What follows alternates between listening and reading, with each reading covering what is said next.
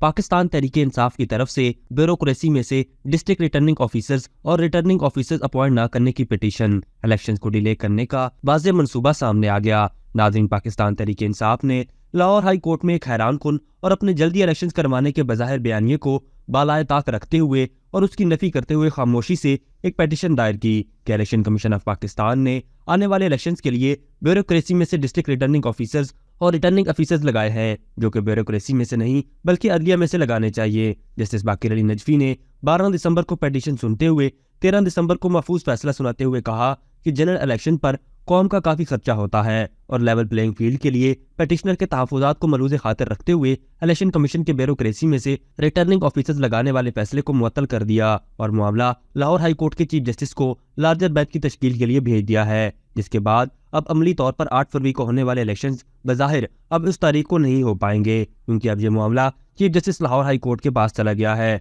और larger bench की तश्कील और फिर उस पर समाअत होने से यह मामला अब लटक गया है, जिसका हतमी फैसला आने तक अब इलेक्शंस का हतमी फैसला नहीं किया जा सकता। नाज़रीन, अब सवाल जहाँ ये पैदा होता है कि मुल्क में आज तक होने वाले इलेक्शन मुरवजा कानून के मुताबिक और इलेक्शन कमीशन ऑफ पाकिस्तान की हिदायत के मुताबिक ब्यूरोक्रेसी में से ही लगाए जाने वाले रिटर्निंग ऑफिसर से होते रहे हैं, तो पाकिस्तान तहरीक इंसाफ को अचानक ये ख्याल कहाँ से आया कि इस दफा नॉर्मल प्रोसीजर से हटकर एक ऐसे मामले पर जो इलेक्शन कमीशन ऑफ पाकिस्तान का प्रोग्रेटिव है को अदालत में चैलेंज कर दिया जाए। इस बात को अच्छी तरह जानते और समझते हुए कि इस पिटीशन को फाइल करने से पाकिस्तान तहरीक इंसाफ का बज़ाहिर जल्दी इलेक्शन करवाने वाला अपना मुतालबा नफी होता है। इस मामले को अगर गहराई से देखा जाए कि पाकिस्तान तहरीक इंसाफ ने ऐसा क्यों किया, तो बात बिल्कुल वाज़ेह और साफ नजर आ रही है कि पाकिस्तान तहरीक इंसाफ अपनी अंदरूनी सियासी मुश्किलात और पार्टी में वाज़ेह तकसीम, पार्टी की बची खुची सियासी लीडरशिप की गैर मौजूदगी और अदम दिलचस्पी, 9 मई के बाद लीडर की एक कसीर तादाद छोड़कर जाने वाले इलेक्टेबल्स की अदम दस्तियाबी और सबसे अहम अपनी साबका पार्टी चेयरमैन के आने वाले इलेक्शन में गैर मौजूदगी के खतरे के बायस